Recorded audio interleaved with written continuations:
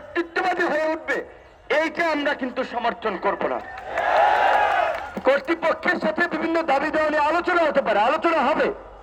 দাবি দেওয়া যৌক্তিক, তারা রাস্তায় নামতেই পারে অনেকগুলো। এই গত 9 মাসে প্রায় 350 আন্দোলন হয়েছে।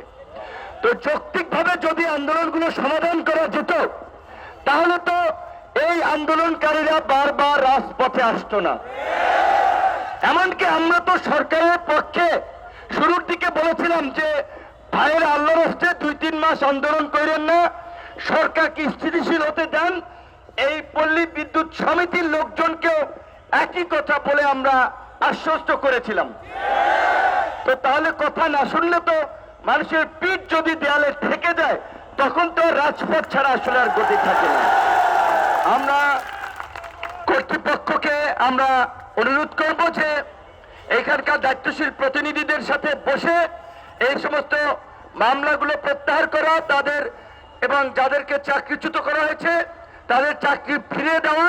তবে অবশ্যই কেউ যদি এই আন্দোলনের মাধ্যমে ঘর পোড়ার মধ্যে আলু পোড়া খোঁজে, কেউ যদি কোনো ষড়যন্ত্র করে, তার বিরুদ্ধে ব্যবস্থা নেওয়া হোক, সেটাকে এখন আমরা সমর্থন করি। আজকে আপনারা একটা কর্মসূচি বোধহয় ব্ল্যাক আউট করেছিলেন। আচ্ছা, আপনারা বলছেন যে আপনারা করেন নাই। স্বাভাবিকভাবেই সেটা যারা করছে প্রয়োজনে তাহলে সেটা নিয়ে একটা তদন্ত করা যেতে পারে। কিন্তু আমরা আপনাদেরকে অনুরোধ করব, আপনারা দাবি দেওয়া আদায় করেন। আমরা নতুন বাংলাদেশে সবকিছু করব, নতুন ভাবে করতে চাই। কাজও চলবে, আন্দোলনও চলবে। কিন্তু ভোগান্তি বা দুর্ভোগ, এই বিদ্যুৎ বন্ধ করে দেওয়া, ব্ল্যাক আউট করে দেওয়া, কাজ অফ করে দেওয়া, এইটাতে মানুষ ক্ষতিগ্রস্ত হয়, ক্ষুব্ধ হয়। বরঞ্চ আমরা আন্দোলনের কৌশল আমরা ঘুরাই, কাজও চলবে, আন্দোলনও চলবে। এবং এই যে আমি আজকে আসছি, আমাদের আইনজীবী ভাই আসছে, আরো আপনাদের স্টেক হোল্ডার যারা আপনাদের প্রতি সহানুভূতিশীল, তাদেরও সমর্থন আপনারা আদায় করেন, তাদের সাথেও কথা বলেন। এবং আমি আজকে এখান থেকেও গিয়েও আমি আবার আমার জায়গা থেকে উপদেষ্টাকে বলবো আপনাদের বিষয়গুলো যেন যৌক্তিকভাবে সমাধান করে। উনি আমলা ছিলেন, আমলা মানুষ, তার তো বোঝার কথা। এবং তিনি এই সেক্টরেরই লোক ছিলেন, কাজে দীর্ঘদিন ধরে তিনি এখানে থাকার ফলে এই সমস্যাটা তো আমরা পত্র পত্রিকায় অনেক আগে থেকে দেখে আসছি।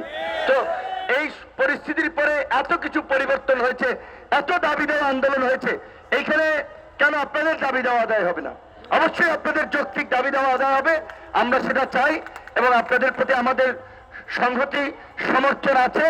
সেই কারণেই এই যে এখানে আসলাম, যেটা বলেছি যে আমরা আসলে রাজনীতির বাইরে অনেকের সাথে ব্যক্তিগত সম্পর্ক চেনা জানা, অনেকেই বিভিন্ন আন্দোলন সংগ্রামে বলি ভাই আপনারা চালান, আমাদের সমর্থন আছে। তারপরে এই যেমন ভাইরাসও গেছে, যেই কারণে আসছি, আপনাদের কাছে দোয়া চাই। এবং আপনারা যদি মনে কিছু না করেন, আপনাদেরকে এইটুকু বলি যে আমাদের সমর্থন আছে, থাকবে। আপনারা শান্তিপূর্ণভাবে সিস্টেমেটিক ওয়েতে যৌক্তিকভাবে আপনাদের আন্দোলন চালান, আশা করি আপনাদের বিজয় হবে ইনশাল্লাহ।